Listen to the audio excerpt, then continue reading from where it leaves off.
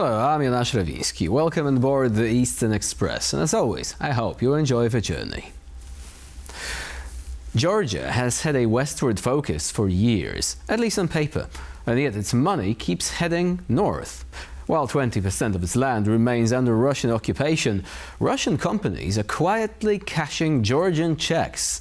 So even though Georgia's leaders insist they are steering towards Europe, the state's procurement ledger says otherwise.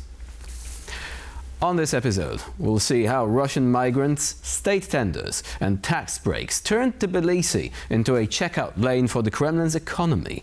So without further ado, let's take a look at our latest report to find out more. Tbilisi is bracing for a politically charged weekend as Georgia prepares for local government elections on October 4th. What would typically be a routine democratic exercise has escalated into a national crisis, with most opposition parties boycotting the vote and calling for mass protests against the ruling Georgian Dream Party. The opposition has declared October 4th the start of a peaceful revolution aimed at ending what they describe as a pro-Russian regime. The boycott stems from widespread allegations of electoral fraud in the 2024 parliamentary elections and the government's rollback of democratic reforms. In an interview with TVP World, Georgia's fifth president Salome Zurabishvili said that she has no expectations regarding the upcoming elections. My advice to the political parties at the time when this discussion started was just to ignore the elections. Well, they started having discussion about whether participating or not. Finally, nobody practically is participating, and those that are participating are doing so under pressure of the authorities. Two of the leaders of the parties that is participating have been in jail. In response, the Georgian Dream Party has ramped up pressure on Western diplomats, accusing them of interfering in domestic affairs. The EU has responded with growing alarm. The warning includes demands to repeal controversial laws, protect civil liberties and release political prisoners. The ruling party, backed by billionaire Bidzina Ivanishvili, has been accused of aligning Georgia more closely with Moscow, undermining its EU aspirations. As October 4th approaches, the streets of Tbilisi are expected to fill with demonstrators demanding change. And now let's zone in on the explaining portion of our show. Georgia is implementing a series of major changes that will affect foreigners, drivers and travelers in the country. These new regulations touch on everything from deportation laws and driving exams to passport insurance and border control procedures. Foreign nationals who break the law in Georgia now face stricter consequences. Courts will be required to issue deportation sentences ranging from 2 to 20 years or even indefinitely, depending on the severity of the crime. For petty offenses like hooliganism or disobeying the police, deportation can last up to 5 years. The long-awaited rollout of new biometric passports is finally set to begin on October 6th. These updated documents will feature enhanced security elements and include detailed personal information such as a photo, signature sample and access code. And for cargo carriers crossing into Georgia from Russia, a new electronic booking system is now in place at the upper last checkpoint. Transport companies must reserve their crossing time in advance using the GIS-EP platform, which aims to reduce congestion and improve efficiency at the border. And now we're zooming in on Tbilisi to take a look at the issue in greater detail. Since 2008, Russia has occupied roughly one-fifth of Georgia, namely two regions of Abkhazia and Tskhinvali, the latter referring to itself as South Ossetia. Yet Russian companies, some registered in Russia, some in Georgia, are increasingly winning Georgian state tenders. The country living under partial occupation is hiring the occupier's businesses with taxpayer money. That dissonance you hear? Well, that's the cash register there. Let's start with the numbers. Over the past decade, Georgian state agencies signed 379 contracts with Russian companies worth around $6 million. Not that much, you might say, but this is not a single splash, you see. It's a steady drip. In fact, after Russia's full-scale invasion of Ukraine in 2022, the pattern accelerated. Thousands of Russians fleeing mobilization set up shop in Georgia and gained the right to compete for state tenders. Since then, more than a third of that total has gone to firms registered after 2022. War for Ukraine means windfall in Tbilisi. And it's not just a matter of infrastructure. The absurdity scales down to the gram. In August, the government of the Autonomous Republic of Abkhazia, representing Georgians displaced from Abkhazia, bought a little over 100 kilograms of candy for refugee children. Contract value around $630. The supplier, however, was KDV, a Russian company from Siberia founded by Denis Shtengelov, sanctioned by Ukraine, and a public cheerleader for Vladimir Putin. Now, $630 won't change the balance of payments, but it does change the moral math. When even symbolic purchases go north, Georgians are left asking, why are we sweetening the palate of the very state that occupied our homes? Zoom out and the shopping list gets longer. Sports gear, car parts, engineering services, construction support, paid by Georgian officers to Russian companies. Meanwhile, public sentiment runs in the opposite direction. The majority of Georgians support Ukraine and oppose Russia. NGOs call for boycotts. Cafes and bars refuse to serve in Russian or serve only if customers denounce the invasion. Civil society is doing reputational sanctions, while the state is printing receipts. Supporters of the current course offer a familiar lullaby. Business ties prevent war.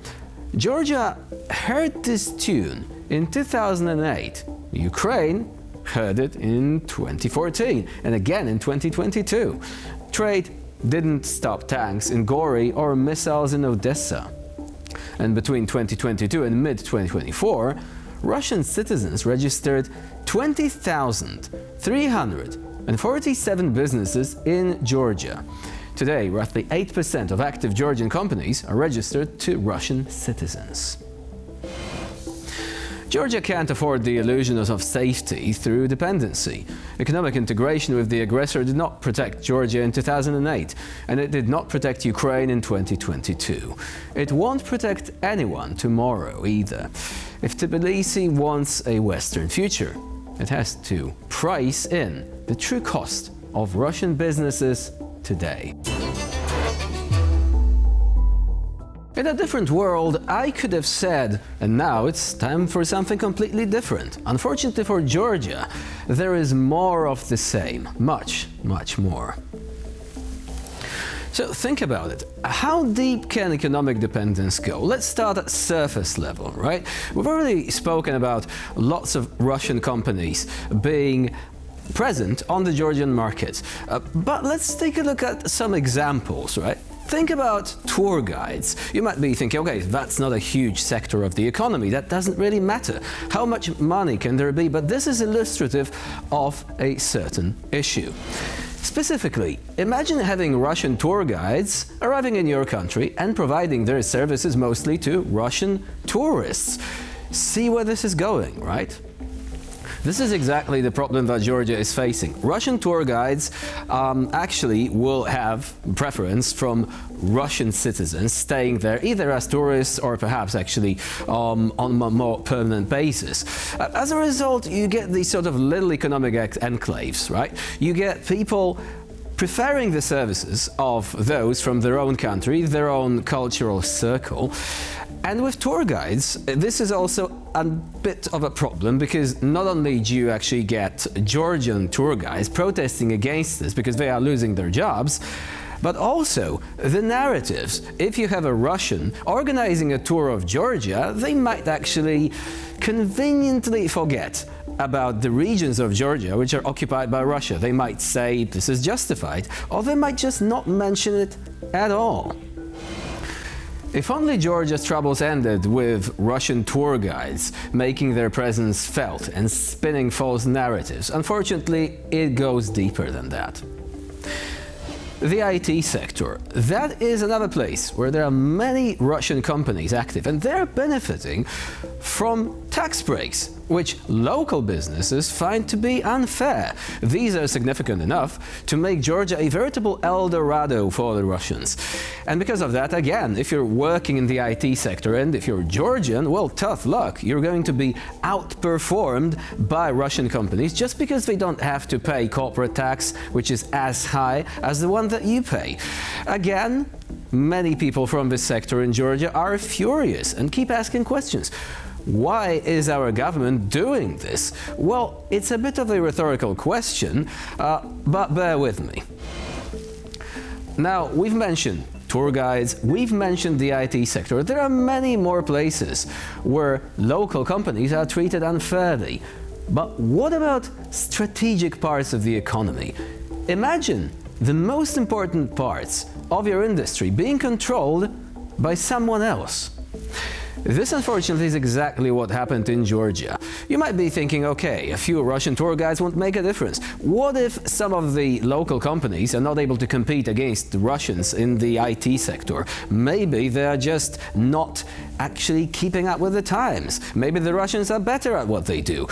Thing is, even if that were true, imagine a Russian company, this time one that is affiliated by the state, controlling your electricity distribution networks. That's it.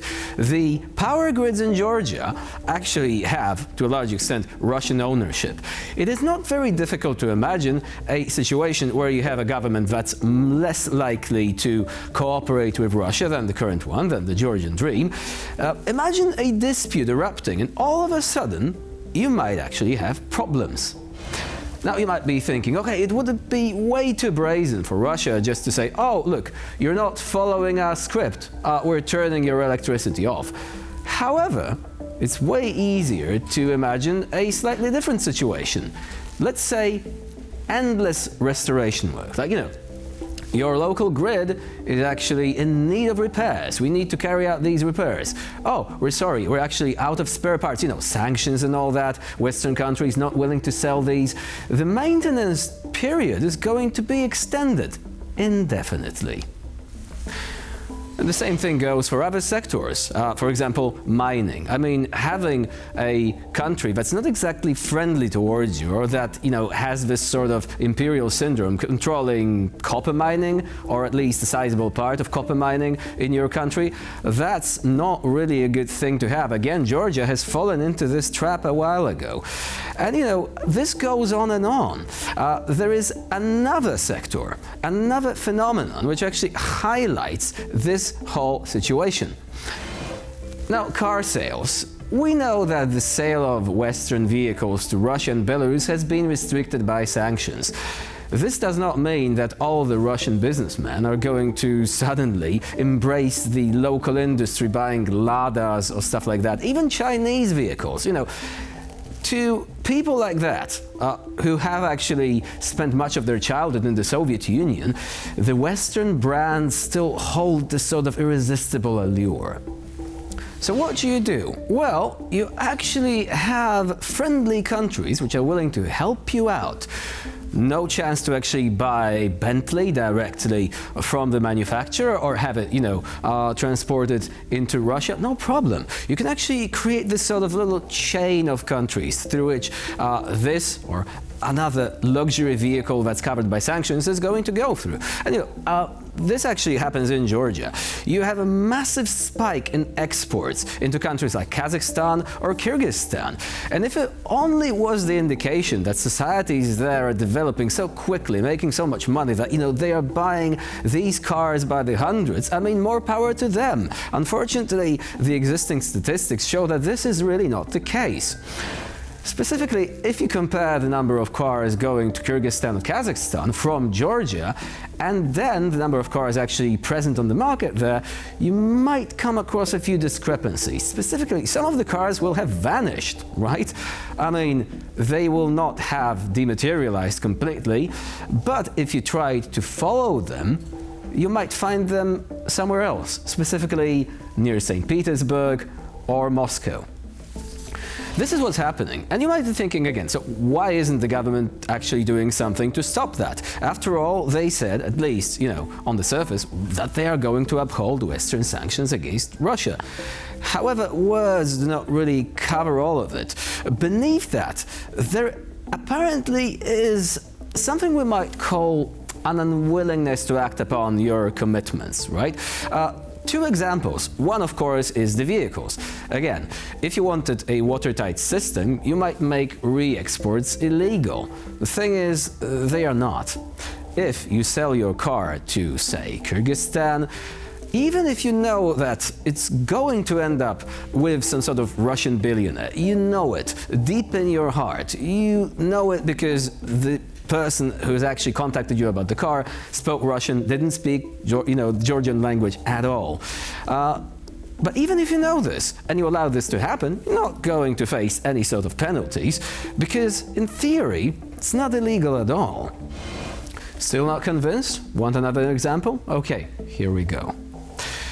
If you wanted a watertight system when it comes to people coming into your country, establishing companies, but not really being able to gain full citizenship, there are many ways to make it happen. You can try and follow some European Union legislation, for example, impose limits, impose penalties. But if you don't want to, you just make a system that's a facade. Essentially, if you come in from Russia into Georgia, you stay in Tbilisi, you can stay for a year as a tourist, no questions asked. That's long enough, okay? So you might actually have, a brother, a family member who will replace you and control your company in your stead. But it's even easier. You might actually return to Russia for a while. It's not even that specific. You just need to be absent from Georgia for a couple of months perhaps, and then you come back as a tourist again, and the whole period actually resets. It starts all over, which begs the question, is the Georgian Dream government really interested in preventing situations like that, or is it actually profiting from them taking place, and it has been all along? Because you see, of course, we don't know everything, but if the party which controls Georgia, the Georgian Dream, has been established by a guy who made his fortune as a Russian oligarch, Mr. Bidzina Ivanishvili, then, of course, that's a red flag. If the very same party says we're pro-European, but later on does nothing to advance the European cause, and instead it actually actively hinders it, also by introducing legislation which is modeled after Russian laws, and that legislation happens to be much more watertight than the legislation which is intended to stop Russians from, profiting from loopholes, surprise, surprise, then again, another red flag. It regrettably seems that the Georgian Dream is mostly interested in serving its own needs, and if Russia stands to benefit from that too, well, you actually have two to tango. What is left out is, of course, the citizens of Georgia. And now we're moving on to Eastern News Flash, a series of all the other stories from the East that you absolutely don't want to miss. Kiev has completed the EU's screening process, marking a major step towards membership, but Hungary continues to block the next phase of the talks. Ukraine has successfully completed its bilateral screening with the European Commission, a crucial milestone in its journey toward EU membership. The process, launched in July 2024, involved a detailed review of Ukraine's alignment with the bloc's legislation across 6 negotiation clusters. The results now form the basis for opening formal accession negotiations. However, progress remains stalled. Hungary, widely viewed as the most Kremlin-lined EU member, continues to block the opening of Cluster 1, focused on rule of law and democratic institutions. Despite Ukraine's accession process being formally launched in June, Budapest's veto has prevented further movement. Facing the impasse, EU leaders are exploring new ways to bypass Hungary's obstruction. European Council President Antonio Costa is reportedly proposing a shift from consensus to qualified majority voting for opening negotiation clusters. Russia has extended its gasoline export ban and tightened its diesel restrictions to curb domestic fuel shortages. Ukrainian drone strikes and refinery disruptions have prompted authorities to introduce emergency measures. Russia has extended its ban on gasoline exports and imposed new restrictions on diesel shipments through the end of 2025, aiming to stabilize domestic fuel supplies amid growing shortages. The government announced the measures, citing recent Ukrainian drone attacks on oil refineries as a key factor. The new decree prolongs the existing gasoline export ban until December 31st, applying to all exporters, including producers. A separate order restricts diesel, marine fuel and gas oil exports by resellers, companies that purchase fuel domestically and ship it abroad. Kommersant estimates the domestic gasoline shortfall at 20%, or roughly 400,000 tons per month. Despite the restrictions, however, experts say the impact may be limited. Resellers account for only 1.5 to 2% of Russia's diesel exports, and existing tariffs already discourage non-producer shipments. Russia, the world's third largest oil producer, previously exported 10 to 12% of its gasoline. Uzbekistan and Kazakhstan have unveiled bold expansions of their nuclear energy programs. Both nations aim for greater power capacity and fuel independence. Uzbekistan and Kazakhstan are accelerating their nuclear energy ambitions. Uzbekistan's nuclear agency Uzatom announced a revised blueprint that includes 2 small reactors by 2029-2030 and 2 large-scale reactors in the mid-2030s, each capable of generating 1 gigawatt annually. Russian nuclear giant Rosatom will build the reactors in Uzbekistan Jizak region and supply the fuel under 2 newly signed agreements. Uzbekistan also signed a nuclear cooperation memorandum with the United States and held talks with China's National Nuclear Corporation earlier in September. Meanwhile, Kazakhstan is pursuing a comprehensive nuclear strategy. The country, which holds nearly 1/7 of the world's uranium reserves, plans to build 3 reactors with Rosatom and CNNC. Kazakhstan's nuclear energy chief outlined ambitions to control the entire nuclear fuel cycle, from mining to power generation, while expanding education to train qualified specialists. And for this episode of Eastern Express, it's the end of the line. Please stay with us here on TVP World for more latest news, updates and commentary.